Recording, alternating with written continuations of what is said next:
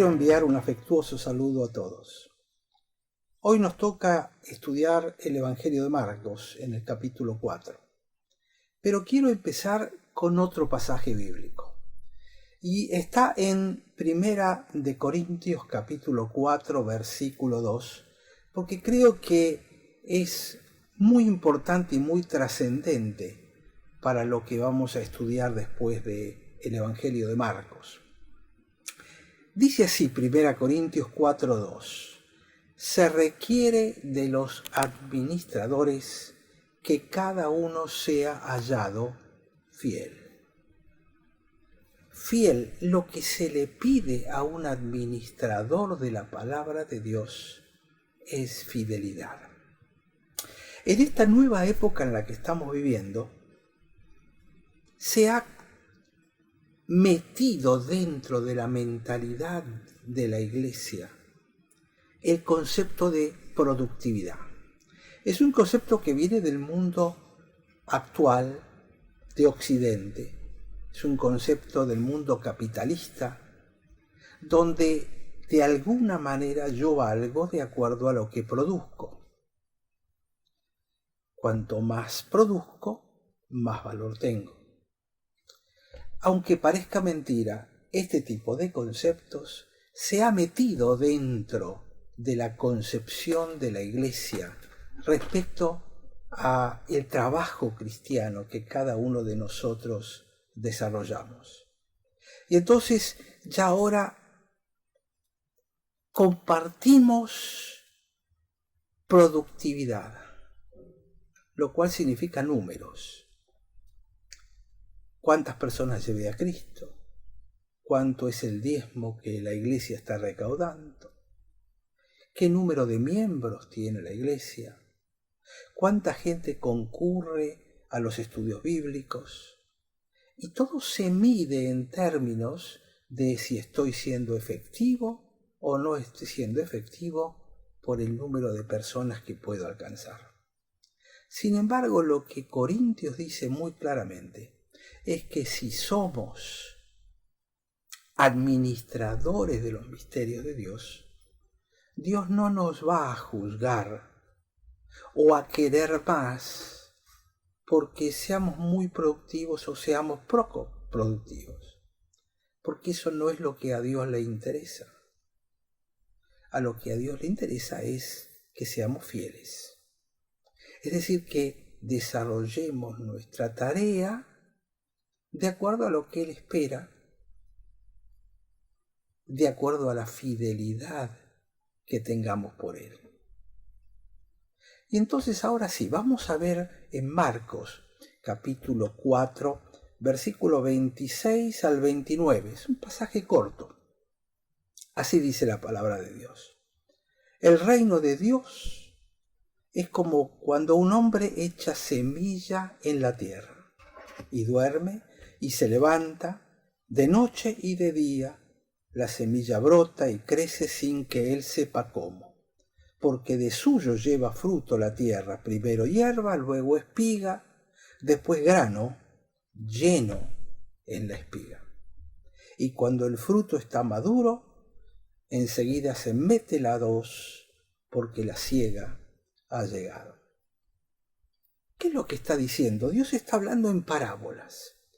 Y las parábolas son fundamentalmente para los discípulos, para los que creen en Él. Dios no hablaba en parábolas para los que no creían, porque el mismo Señor lo dice, les hablo en parábolas para que los que escuchan no entienden. Si no es con la ayuda del Espíritu Santo, las parábolas no se pueden entender. Por eso están destinadas la profundidad, la esencia de las parábolas. Lo que Dios está queriendo transmitir es algo que está necesariamente ligado al Espíritu Santo trabajando en nuestras vidas. Entonces, vamos a orar para que ese Espíritu Santo nos guíe en este día. Señor, te pedimos en el nombre de Jesús que tu Espíritu Santo nos ilumine y nos guíe a toda tu palabra, a lo que nos quieres decir. Gracias, Señor. En el nombre de Jesús. Amén. Confiados en esto, volvamos al primer concepto. Jesús está hablando del reino de los cielos o del reino de Dios. Mateo lo llamaba de los cielos porque el nombre de Dios para un hebreo no se puede pronunciar, entonces se llamaba reino de los cielos. En Marcos el concepto es diferente y habla directamente del reino de Dios. Dice, es como un hombre, es una similitud, como un hombre que echa semilla en la tierra. Fíjense que al comenzar el capítulo 4 se habla del sembrador que sale a sembrar y siembra la semilla, y la semilla cae en distintos tipos de tierra. Y la semilla da fruto merced a la tierra en la cual haya caído, que no tenga impedimentos para crecer. ¿Cuál fue la tarea del sembrador? Simplemente tirar las semillas. Y en Israel la mayoría de los terrenos son sumamente pedregosos, entonces la capa de tierra que a veces hay es muy pequeña y las semillas echan unas pequeñas raíces y no es fácil encontrar tierra fértil. Entonces, él está hablando de el reino de Dios es como el sembrador que salió a sembrar. ¿Qué es lo que siembra? Semilla. ¿Qué es la semilla? Y la semilla es la palabra de Dios. Y está hablando del reino de Dios. Para nosotros en nuestra época el concepto de reino es un concepto muy difícil porque vivimos en democracias donde hay algunos reyes que son simplemente figurativos en algunos pocos países del mundo, y entonces no es tan intenso la imagen como la que existe en aquellas épocas donde Jesús estaba hablando de los reinos. Entonces, para que podamos entender mejor el concepto que está detrás del reino de Dios, la traducción más correcta sería el reinado de Dios. ¿Sobre qué o sobre quién reina Dios? Y los reyes de la tierra reinan sobre un área geográfica, pero el reinado de Dios no trata de espacio físico y de límites físicos, sino habla de el reinado sobre el interior de las personas. Entonces él está hablando del reinado de Dios sobre tu vida, sobre mi vida.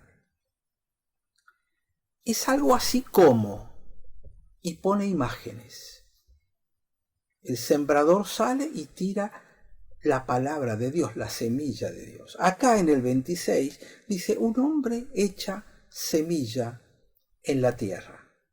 Semilla, la palabra es esporos, de donde viene espora en español. Y espora es un grano que contiene la semilla de la vida, que si encuentra tierra fértil, va a echar raíces, se queda en el lugar y va a producir una planta, y la planta va a producir fruto. Entonces, lo que se siembra es palabra de Dios. Y es importante entender esto. No siembro mi denominación, mi iglesia, mis costumbres, mis tradiciones. Lo que se sale a sembrar es palabra de Dios. Cualquier otra cosa que uno intente sembrar no es a lo que se refiere este pasaje. Entonces dice, y ese hombre, después de haber tirado la semilla en la tierra, va a dormir, se levanta, de noche, de día, y la semilla brota. Y uno mira esos campos cuando recién se plantó la semilla y uno no ve nada. Y por bastante tiempo a veces no ve nada. Hasta que un día empieza a ver las pequeñas hojitas que empiezan a aparecer y la planta empieza a crecer. Al principio es bastante frustrante, porque uno tira la semilla, coloca la semilla y no ve resultados. Y al no ver resultados uno se puede deprimir. ¿Qué puedo hacer ¿Habrá que regarla más? ¿Habrá que regarla menos? Fíjense que acá dice, y crece sin que él sepa cómo. Porque en aquella época no había riego artificial. El riego lo daba Dios a través de la lluvia. Y dice, y crece sin que él sepa cómo. Esto es interesante. Con Marisa, mi esposa, estamos haciendo un curso de huerta por videoconferencia. Es una forma de poder aprovechar mejor el tiempo y con idea de futuro, tener una huerta propia. Entonces, en ese curso empezamos a ver cómo crece una planta. Y esto, el hombre no sabe cómo crece. Bueno, yo aprendí bastantes cosas y podría decir cuál es el mecanismo químico, cuál es el mecanismo físico, cuáles son las necesidades de la tierra y cómo varía de una semilla a la otra. Y uno puede decir, llego a saber cómo crece. Pero en definitiva, la cosa más sencilla sería entender esto.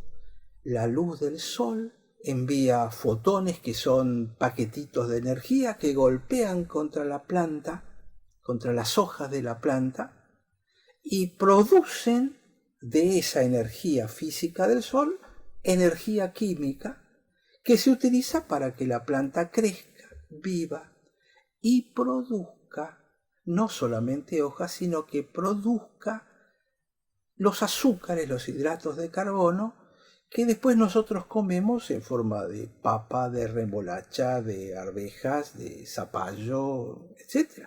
Es una acumulación de lo que la planta ha producido, convirtiendo lo que le llega del sol en alimento para nosotros. Resulta realmente increíble que el mecanismo sea tan simple en cierta forma. Pero cuando uno estudia esto se da cuenta que la participación de uno, el que tiene la huerta, el que está intentando tener las plantas, realmente es prácticamente nula. Si uno no hace nada, hay frutillas silvestres, hay chauchas silvestres, hay papa silvestre, hay mandioca. En definitiva, el hombre lo que ha hecho es agarrar cosas que ya estaban hechas por Dios y las desarrolla un poco más en forma más comercial hoy en día. Pero, ¿cuál es la participación de uno? No hay demasiado. Y dice el versículo 28, porque de suyo lleva fruto a la tierra, es decir, la planta de por sí, ella, lleva el fruto a la tierra, tiene unos canalículos como si fueran las arterias y las venas por donde sube el agua que toman de las raíces y bajan los hidratos de carbono hasta los frutos que sean y se convierten en alimento. Dice primero hierba, que empieza a crecer la planta, luego se estira, que es la palabra literal que utiliza el texto, que se traduce como espiga, y después llega el grano. Y el grano lleno en la espiga. Se produce la maravilla del producto final, que nosotros simplemente estuvimos mirando de afuera, quizá controlando, esperando ansiosamente. Y cuando este fruto está maduro, ¿qué dice? Automáticamente aparece la hoz. Automáticamente es la palabra en griego que aparece allí. Automáticamente se mete la hoz porque la siega ha llegado. Es decir, uno aprovecha el fruto, lo toma y lo disfruta. ¿Cuál fue la participación de nosotros en todo este proceso? ¿Qué es lo que está queriendo decir? Que en el reinado de Dios lo que produce fruto es la palabra de Dios y no lo que nosotros hacemos, no lo que nosotros intentamos con toda la mejor buena voluntad del mundo. No es mi acción, no es mi producción la que va a hacer una diferencia, sino que toda la vida y la producción está metida en la semilla esa. Por eso es que empecé con Corintios. Se requiere de los administradores de la semilla que hayan sido fieles. Porque la producción no depende de lo que yo haga. La producción depende de Dios. Es Dios el que produce y es Dios el que merece toda la gloria del fruto que se produce.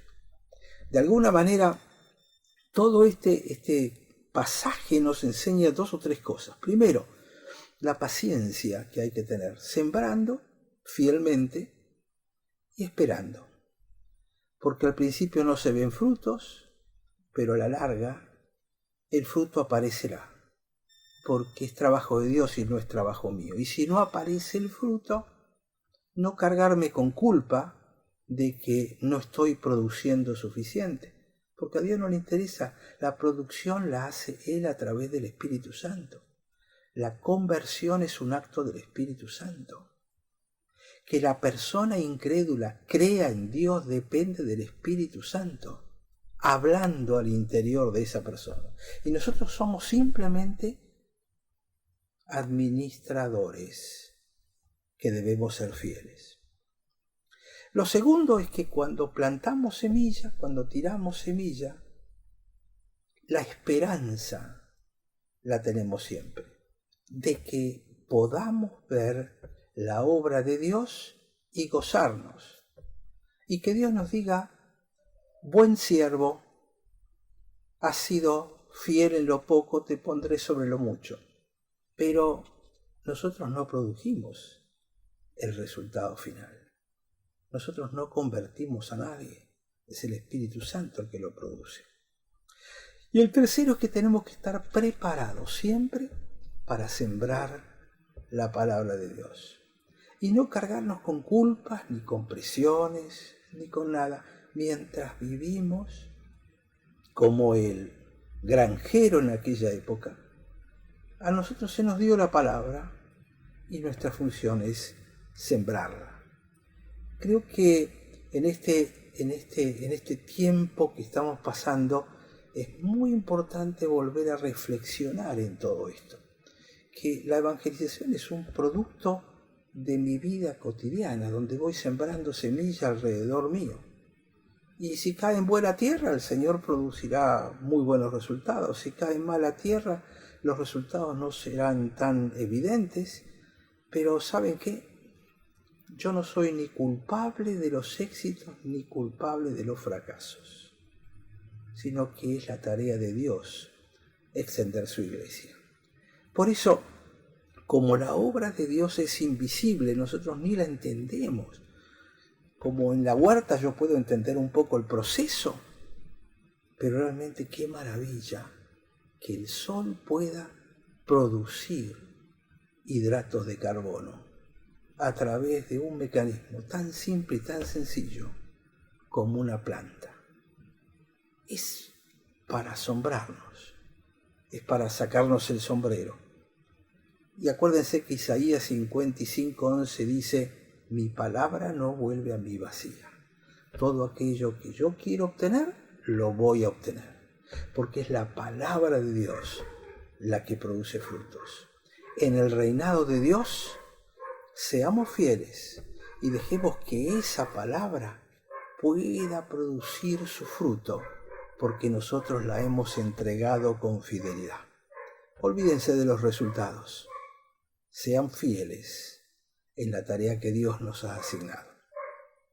Un gusto estar con ustedes nuevamente. Hasta pronto. Vamos a terminar con una oración. Señor, en tus manos estamos para que tu bendición nos acompañe y seamos fieles en poder sembrar tu palabra. Bendita sea tu palabra. En el nombre de Jesús. Amén. Hasta siempre. Muchas gracias.